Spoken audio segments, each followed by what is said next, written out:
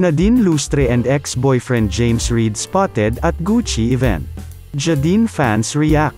Usap-usapan ngayon sa social media ang ex-couple na sina Nadine Lustre at James Reid. Ito'y matapos nilang magkita sa opening ng Gucci's revamped boutique sa Greenbelt 4 sa Makati City nitong Miyerkules, September 6. Akto pang nakuna ng video ng Philippine Entertainment Portal ang tagpo ng paglapit ni James kay Nadine, na nooy katabi ang It's Showtime host na si Ann Curtis.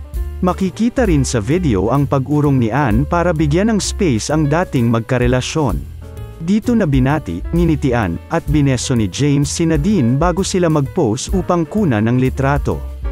Agad nag-viral at pinag-usapan sa social media ang muling pagkikita ni Nadine at James. Ikinatuwa ito ng netizens lalo na ang fans ng dati nilang tambalan na Jadine.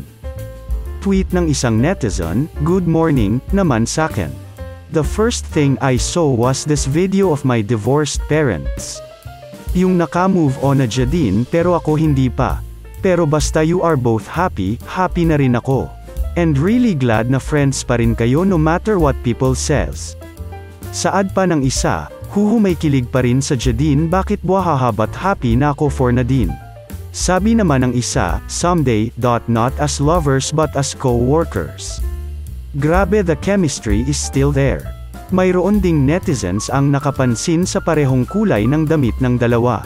Hirit ng isang netizen, parang couple outfit ang Nadine and James. Dagdag pa ng isa, that matchy-matchy outfit. Couple outfit yarn.